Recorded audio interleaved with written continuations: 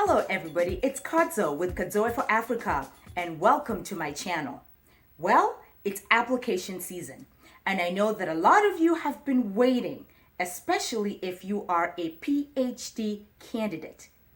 If you are interested in applying for a PhD in the United States, grab a paper, grab a pen, and keep watching. The first requirement in applying for a PhD in the United States of America is to apply by November 15th. This is absolutely critical. This is the official time that all applicants begin to be considered for scholarships and funding opportunities. And so it is critical that you start now, get ready, have everything in by November 15th of each year, with the anticipation of beginning the following fall with your PhD studies. The second requirement is the application form and the application fee. And so these are actually required for admission. Very basic information here. The only thing I would say is that if you're having difficulty, especially with the application fee, you can definitely talk to the department to see if they have any fee waivers that you can take advantage of. Requirement number 3. Very important.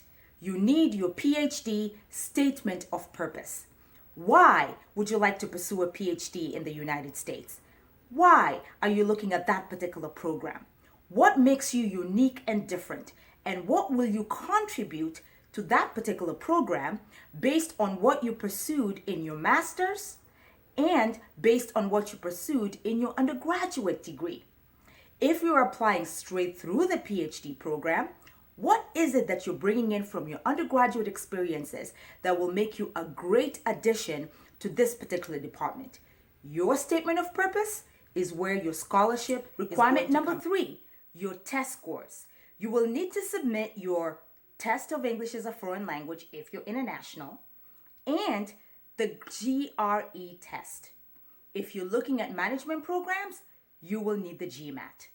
And so look into your local area or neighborhood to be able to find out how you can actually begin to take this test in order to be the best applicant possible. Requirement number 4, you are going to need all your transcripts from every school, every institution that you have ever attended.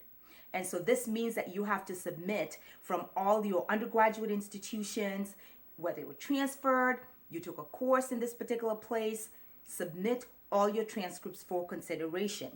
They look at this to be able to see the enormity of the work that you took and to be able to also see your GPA, which again is very useful for the funding and research opportunities for PhD programs. Requirement number 5, 2 to 3 letters of recommendation. Now, it's advisable that one of those letters of recommendation be from a faculty member who pursued a PhD. And the other 2 letters could either be from faculty that know you really well, maybe an employer that you worked for who can speak about your character and work ethic. As long as they don't come from immediate relatives, that's perfectly fine. So again, 2 to 3 or even more letters of recommendation in support of your application.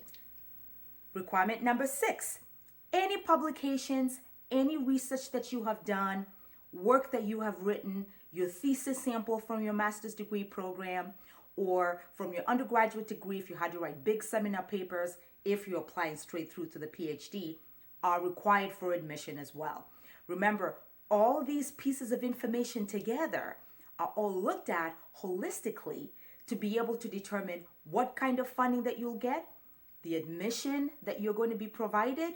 So make sure that you provide this information, and like I said, by November 15th of each year. And similar for folks who are pursuing a bachelor's or master's degree, there is also the requirement of additional portfolios if you're applying for maybe art programs, and also some schools might decide if they want to interview you. So something to think about as well. If you're international, they may decide to do Skype interviews, or they may decide to do a phone call and contact you, hypothetically, for example, using the WhatsApp app. And so folks, I hope that that information is useful. Stay tuned because the next video I'm going to do in this PhD series is PhD fully funded universities. So stay tuned for this information and keep watching. And folks, like I've always said, life is full of opportunities and education is the key to your success. So until my next video, everybody, bye now.